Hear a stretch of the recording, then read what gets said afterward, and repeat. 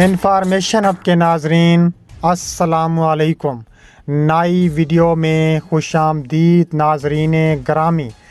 بہت بڑی breaking news آپ کے سامنے میں رکھنے جا رہا ہوں۔ ویڈیو کو شروع سے لے کر اینڈ تک پورا دیکھیں۔ روس کا عذاب یوکرین پر نازل، شدید کیف پر حملے شروع۔ روسی بمبار جہازوں کا حملہ، امریکہ نیٹو جنگ چھڑنے والی ہے، تیسری جنگ چند قدم دور رہ گئی۔ ویڈیو کی تفصیلات میں آگے بڑھنے سے پہلے ہماری ویڈیو کو لائک کر دیں، چینل کو سبسکرائب کر کے بیل آئیکن پر ضرور کلک کر دیں۔ بہت بڑی خبر آپ کے سامنے میں رکھنے جا رہا ہوں۔ ویڈیو کو اگر آپ شروع سے لے کر اینڈ تک دیکھیں گے بہت فائدہ ہونے والا ہے آپ کو۔ یوکرین کی فوج نے کہا ہے کہ روس نے پیر کو کیف کو نشانہ بنانے والے ڈرون کے کئی حملے کیے، جبکہ یوکرین کے فضائی دفاعی یونٹس نے کامیابی کے ساتھ شہر کا دفاع کیا۔ رائٹرز کے آئینی شاہدین نے یوکرین کے دارالحکومت میں متعدد دھماکوں کی آوازیں سنیں جو فضائی دفاعی نظام کی طرح تھیں اور چیزوں کو ہوا میں ٹکراتے ہوئے دیکھا گیا۔ کیف کی فوجی انتظامیہ کے سربراہ سرہی پوپکو نے ٹیلی گرام میسنجنگ ایپ پر کہا ہے کہ روسیوں نے کیف میں جتنے بھی ڈرون داغے وہ یا تو دفاعی نظام کے ذریعے تباہ یا الیکٹرانک جنگ سے بے اثر کر دیے گئے۔ انہوں نے مزید کہا کہ حملے کے مکمل پیمانے کا تخمینہ پیر کے بعد آئے گا، لیکن ابتدائی معلومات کے مطابق کوئی ہلاکت نہیں ہوئی۔ یوکرین کی فضائیہ کے اعداد و شمار کے مطابق کیف اس کے ارد گرد کا علاقہ اور یوکرین کا تمام مشرقی حصہ پیر کی صبح 5 گھنٹے سے زیادہ کے لیے فضائی حملے کے انتباہات کے تحت تھا۔ کیف اور یوکرین پر متعدد فضائی حملے کیے جن میں توانائی، فوجی اور نقل و حمل کے بنیادی ڈھانچے کو نشانہ بنایا گیا۔ ان حملوں میں درجنوں شہری ہلاک ہو چکے ہیں۔ روس نے یوکرین پر فروری 2022 میں سے ایک تابڑ توڑ کارروائیوں کا سلسلہ جاری رکھا ہوا ہے۔ اس کے علاوہ یوکرین جنگ میں مزید شدت آ چکی ہے۔ روس نے یوکرین پر حملے مزید تیز تر کر دیے ہیں۔ یوکرین کے دارالحکومت کیف میں کئی گھنٹوں تک میزائل اور ڈرونز کے ذریعے حملے کیے گئے۔ ان حملوں میں بجلی کے نظام کو درہم برہم کر دیا گیا۔ 5 گھنٹوں تک جاری رہنے والے حملوں کے نتیجے میں دارالحکومت کیف کو بجلی فراہم کرنے والا نظام 70% حد تک تباہ ہو گیا۔ غیر معمولی حملوں کے باعث کیف کے باشندوں کے لیے مشکلات بڑھ گئی ہیں۔ اشیاء خورد و نوش کی شدید قلت ہے، پانی کی فراہمی متاثر ہو چکی ہے۔ روس نے حملوں کے لیے ڈرونز پر انحصار شروع کر دیا ہے۔ دور مار میزائلوں کی بجائے اب ڈرونز سے کام لیا جا رہا ہے۔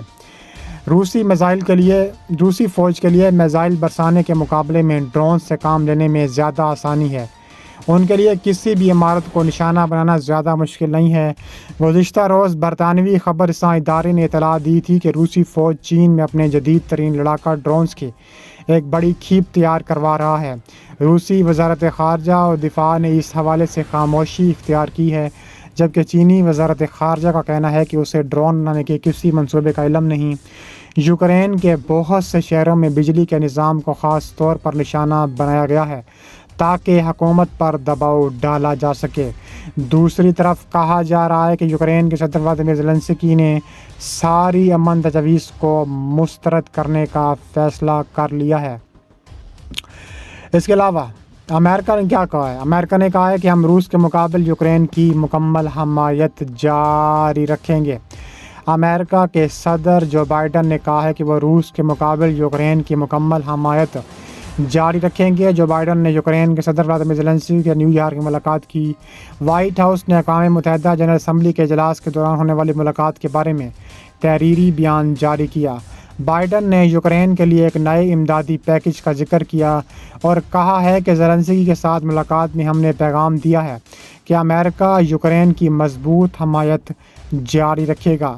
بائیڈن نے یوکرین کی تعمیر نو کے حوالے سے 30 سے زائد ممالک کے دستخط شدہ مشترکہ اعلامیے کا تفصیلی جائزہ لیا۔ دوسری طرف بائیڈن زیلنسکی ملاقات کے دوران امریکی محکمہ دفاع پینٹاگون نے جاری کردہ بیان میں کہا ہے کہ یوکرین کو $375 ملین کی نئی فوجی امداد دی جائے گی۔ امداد امریکی کیف کو فضا سے زمین میں مار کرنے والے میزائل گولے، ہیمراس میزائل 155 اور 105 ملی میٹر توپیں اور جیولینڈ ٹینک میزائل سمیت دیگر اسلحہ فراہم کیا جا سکتا ہے۔ اس کے علاوہ کہا جا رہا ہے کہ منہ توڑ جواب دینے کا ہم بھرپور ارادہ رکھتے ہیں۔ روس نے سبق سکھانے کا فیصلہ کیا ہے یوکرین کو۔ ایک بار پھر روس نے کہا ہے کہ ہم ہر صورت یوکرین کے اندر ایسی کارروائی کریں گے کہ یوکرین کی آنے والی نسلیں بھی یاد رکھیں گی۔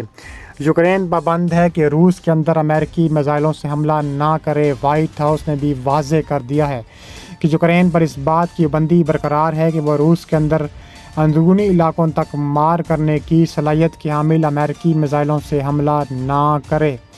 امریکہ کی قومی سلامتی کے ترجمان جان کربی نے کہا ہے کہ اس معاملے پر امریکی پالیسی تبدیل نہیں ہوئی اور نہ ہی وہ اس میں فی الحال تبدیلی کی توقع رکھتے ہیں۔